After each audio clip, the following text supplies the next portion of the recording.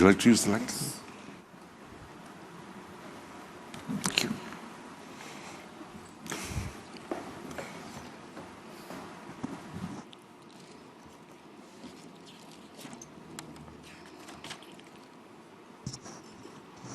Bismillahirrahmanirrahim. Assalamualaikum warahmatullahi ta'ala wabarakatuh, and a very good afternoon. Distinguished participants, ladies and gentlemen, today, as you are aware, millions of children all over the world are at risk of being left behind, particularly in education. By one estimate, more than 200 million children under 5 years of age in developing countries fail to reach their potential in cognitive development. An estimated 101 million children are not in school, and more than half are girls. Some are victims of cultural practices and misinterpretation of religious texts. Illiteracy continues to be a serious problem in developing and underdeveloped countries. Nearly 1 billion people entered the 21st century unable to read a book or even spell their names. With the increase in rural-urban migration, overcrowding in cities and destitution are some of the reasons for not sending a child to school. Even in countries where primary schooling is free, the ancillary costs can leave people who live in poverty at a disadvantage. Parents pull their children out of school to focus on more urgent livelihood issues like helping the family to earn a living. As such, the net effect is we have more children who are vulnerable to external exploits, abuses, and ills. These statistics from UNICEF's The State of the World's Children 2012 report must move our conscience on how much more work there is to be done in education and for our children. I note with interest that Qatar is taking a prominent lead globally in addressing some of these concerns. I would like to commend Her Highness Sheikh Moza bin Nasir for her insights on the importance of education for the successful and sustainable development of societies.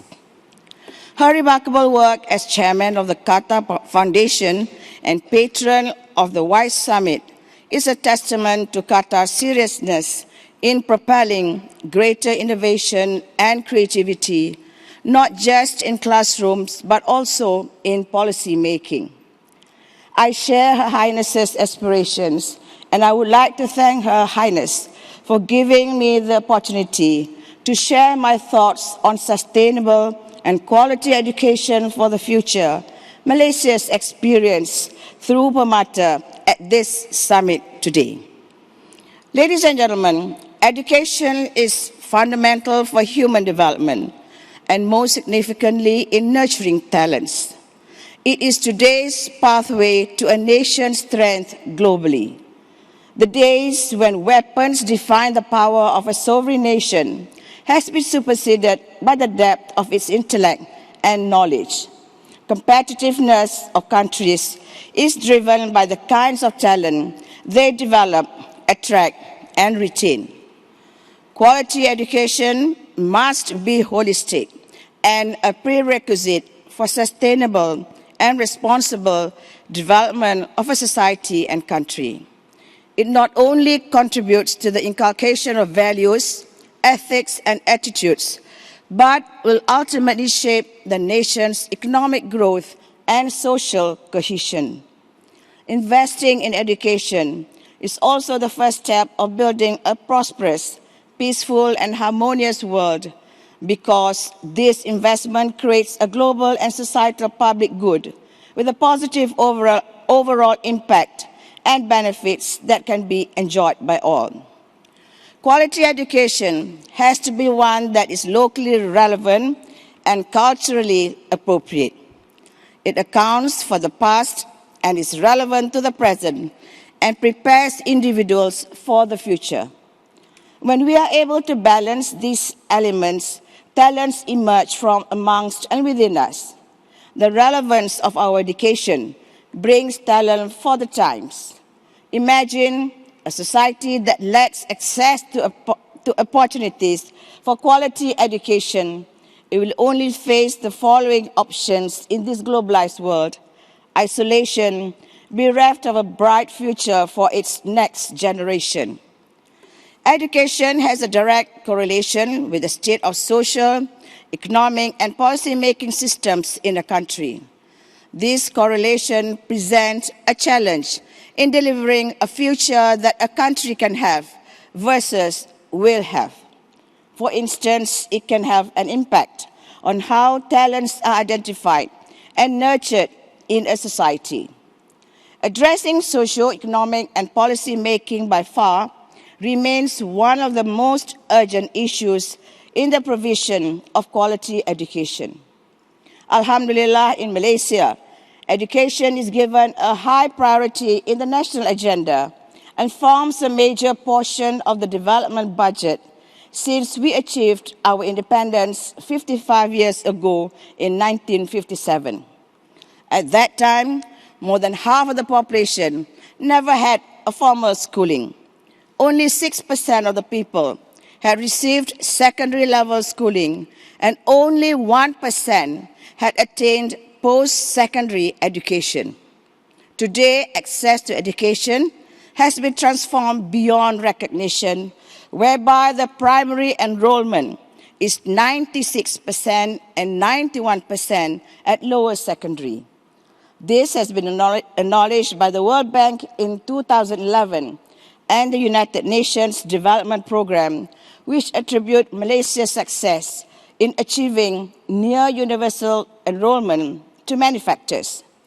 These include the government's early investment in education to ensure all children have access to it, the political will to have the institutional and policy framework in place, including compulsory education up to secondary level, and commitment by all stakeholders. In fact, for 2012 budget, the Honourable Prime Minister, who's also the Minister of Finance, has allocated 37.3 billion ringgit, representing 21% of the country's total budget. Ladies and gentlemen, the above statistics and scenarios on the state of children and education bear on me as wife of a nation's leader and in my role as a mother. There's no more important cause than honoring our next generation if we are to have a good and sustainable future. This cannot be better articulated than by the English author Graham Greene, who said, "There is always one moment in childhood when the door opens and lets the future in." Like all parents, I wish for all children to grow into an equitable, just, and peaceful world, that they will live in a prosperous society that extends kindness and empathy without reservations, regardless of religion, culture, and socio-economic background. A world that no longer greets illiteracy, hunger, or incurable diseases. No child will be left behind on education or be excluded from lifelong good health and knowledge advancement. I wish that scientific and technological innovations will thrive and form an integral part of all societal development. People will have productive work and continuous flow of income. The country will be blessed with economic prosperity, where all of its people live with dignity, imbued with ethics and moral values. However, reality, as we know, scores miserably when compared to the ideals of a dream. The UNICEF's The State of the World's Children 2012 report provides enough findings which tell us that even as we have achieved so much in providing education globally, there is simply so much more to do. In Malaysia, we have reviewed our national education system and have come up with a new blueprint for education, which stresses on enhanced quality, improved access, and equity. In spite of our best efforts in providing the best education from school right up to the tertiary level, there is a lacuna in the education of the early years of a child's life, when it is most crucial. And I believe education should start as early as possible and continues throughout the lifespan of an individual, as commonly said, from womb to tomb. It is in this context that I initiated the Early Childhood Education and Care, or ECEC, in August 2005 under the banner of Permata Negara. The term Permata in this instance alludes to children as jewels of the nation. Like precious jewels, they need to be exquisitely shaped and polished to bring out their brilliance and true beauty. Ladies and gentlemen, the initial vision of Permata Negara program was to address the rising social problems amongst the youth. These include substance abuse, violence, school dropouts, and delinquent behavior. However, we first realized that the benefits of investing in children go beyond addressing just social ills. If we fail to give children the best start in life, we may lose many opportunities and risk failure on many other fronts. If we do not pay attention to our children today, they may cause us to pay attention as troubled adults of tomorrow. How well we nurture them in childhood will influence the type of legacy we leave behind. And as President John F. Kennedy once said, all of us do not have equal talent, but all of us should have an equal opportunity to develop our talents. Understanding that the many major threats facing our children today cannot be left simply to chance, we chose to promote a concerted, collaborative effort to save and improve young lives through early childhood education and care. Adopting the theme, "Every child is precious," we envisioned a new deal for children where not just some, but all Malaysian children should have the best possible start in life. Specifically, Permata was set up to give a head start to children aged 5 years and below from rural areas and disadvantaged urban families, empowering youths at risk, as well as nurturing the gifted and talented. Allow me to briefly describe the programs under Permata. The first is the Permata Negara Early Childhood Education and Care of ECEC program for children aged 5 years and below. And studies have shown that if a child has 2 to 3 years of high-quality early education, it can give a 6 to 12-month boost to performance at 7.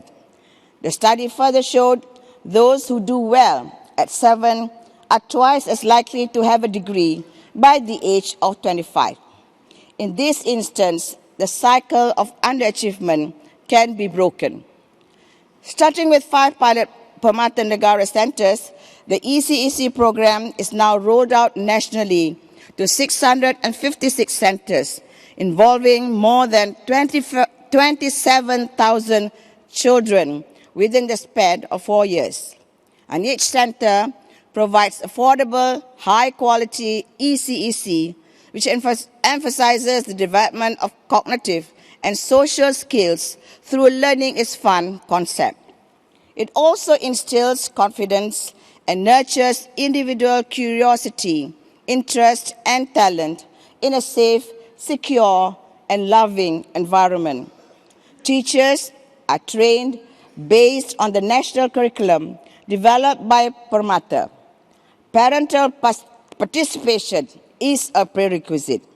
It is worth mentioning here that just after a year in operation, a study by Sultan Idris Teaching University in Malaysia found that Permata children are 1 to 2 years ahead in cognitive, social, and emotional development compared to their peers who attend other ECEC centers in the rural areas. Ladies and gentlemen, to complement the ECEC program, we also launched the Paduka Pinta, Paduka Seri, and Paduka Instant programs to identify and nurture gifted and talented children who excel in academic and religious studies, as well as the performing arts. The Paduka Pinta program is aimed at providing education for intellectually gifted and talented children. It is recognized that gifted children need an appropriate and rich learning environment to challenge them to their fullest potential. The program offers two approaches. The first is the annual school holiday camp for children aged 9 to 15, conducted since 2008 in collaboration with the Center for Talented Youth, Johns Hopkins University. And this year, we also conducted a camp for girls only on the request of the Mahibah Foundation of the Kingdom of Saudi Arabia. The second is a school for gifted children aged 16 to 17, attached to the National University of Malaysia. And the curriculum innovatively combines mainstream curriculum with an international syllabi, university courses, research, and co-curricular activities for the physical, emotional, spiritual, intellectual, and social development. The self-directed learning approach that is adopted allows students to create their own learning environment for personal growth, while teachers act only as facilitators. Our approach to teaching at Paduka Pinta emphasizes the concept of learning by doing through inquiry and problem solving. Students are given assignments or tasks that will allow higher order thinking to flourish. Such teaching learning methods help them develop creative and innovative minds and expand their learning horizons beyond their usual capabilities.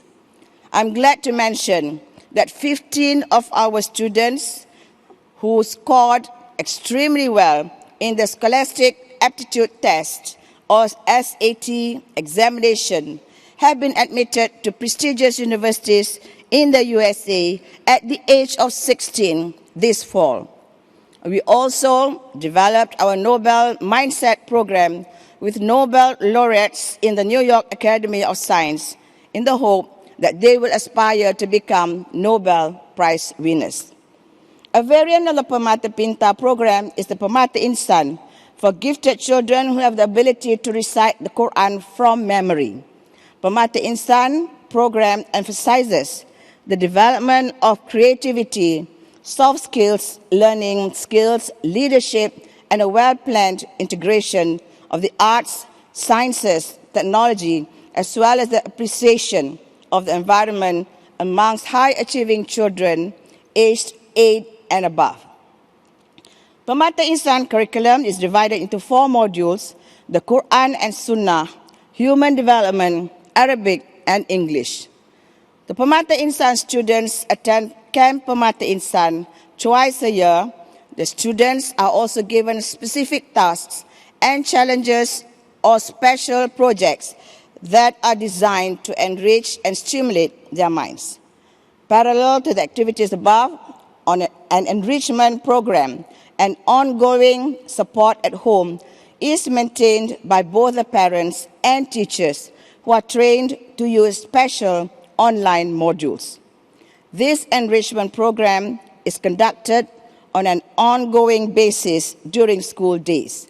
We are also planning to build a fully residential secondary school by the year 2014.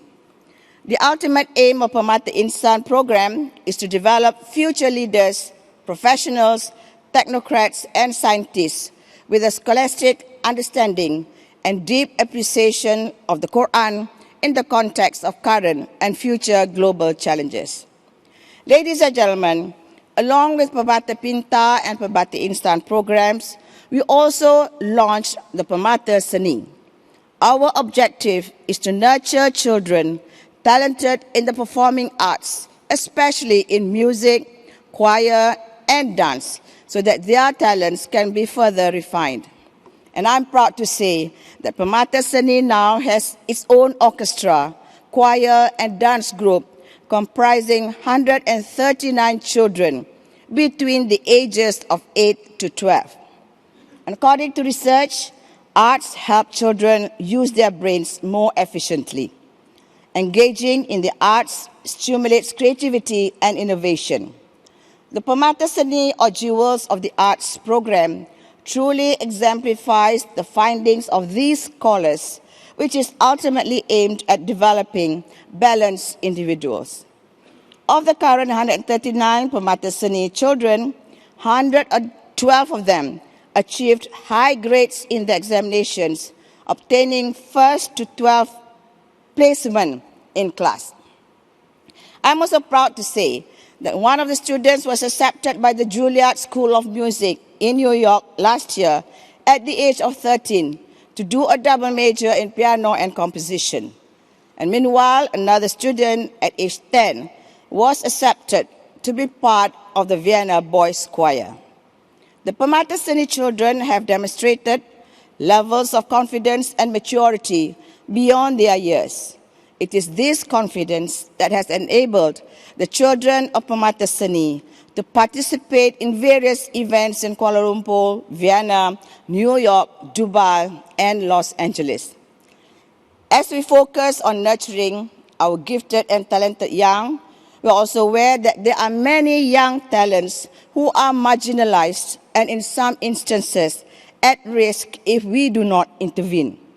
Therefore, we recently launched the Perkasa Remaja Program, or Youth Empowerment Program, in collaboration with the Youth Empowerment Center at National University of Malaysia.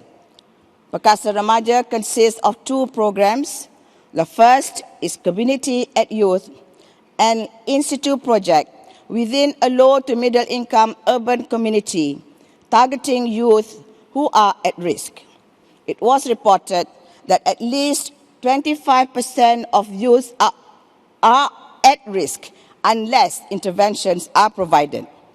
The second project is Camp at Youth, which focuses on youth who are already involved in socially unacceptable behavior, such as illegal and dangerous motor racing. Camp at Youth activities are organized in a camp outside the community, and our aim is to focus and build on the strengths of these young people to engage and empower them in their own community, to develop and reinforce positive relationships, to recognize and develop their interests and skills, to give them opportunities for economic independence, and to help them achieve long-term change. Ladies and gentlemen, we have been fortunate that within a span of 7 years, we have not only established several Permata centers, but also several different targeted programs. Permata's success today is due to three main reasons. Firstly, we had and continue to receive the support of the government of Malaysia. The Permata Negara Policy Coordinating Committee is chaired by the Honorable Prime Minister himself. Our budget is mainly from the government. Projects such as this must have the political will to succeed. Without this support, it would have been a real challenge for us to achieve so much in such a short period of time. Secondly, in implementing this project, we worked in collaboration with relevant government agencies, universities, and NGOs. Internationally, our partners include, as I had mentioned earlier, Center for Talented Youth, Johns Hopkins University, Pan Green Center for ECEC in the UK, and Mahibah Foundation of Kingdom of Saudi Arabia for Permata Instant. The collaborations accelerated the implementation of the various programs as there were already existing resources available within those institutions. And finally, a Permata division was specifically and especially created in the Prime Minister's Department to coordinate all Permata programs. Whilst we were very fortunate to have had the support of the government of Malaysia right from the outset, and the leadership provided by the Honorable Prime Minister himself, implementing Permata hasn't been a bed of roses. There were various challenges that we had to face. We had to work hard with courage to convince and convert our critics. We never gave up, despite the pockets of cynicism. As philosopher poet Ralph Waldo Emerson once said, "Whatever course you decide upon, there is always someone to tell you that you are wrong. To map a course of action and follow it to the end requires courage."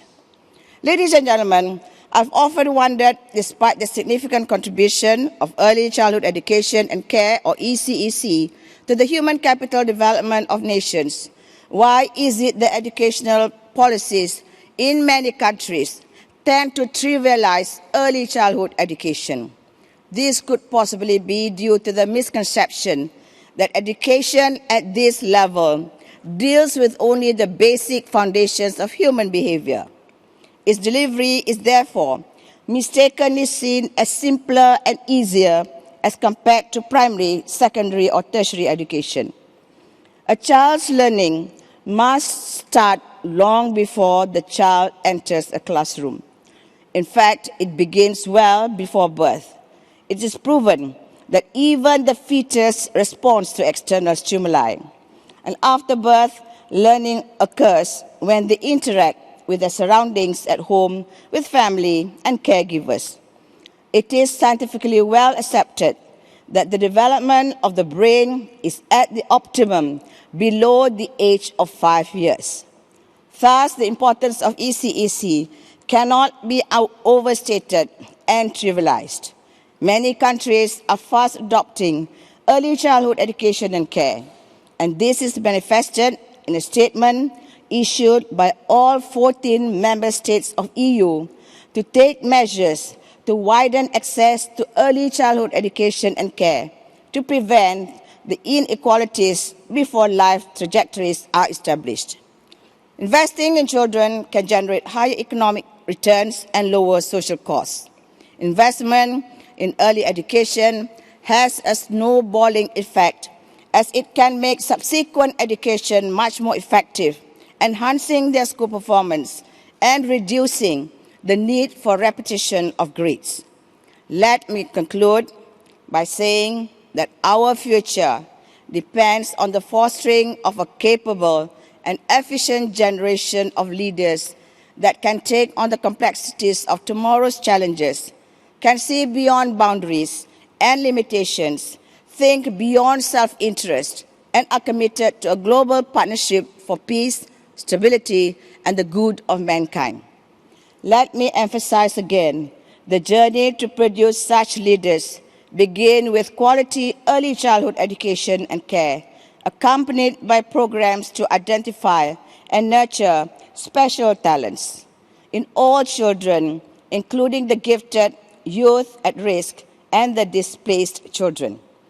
It requires not only commitment and will from the government and its leadership, but most of all from parents, family members, and society at large.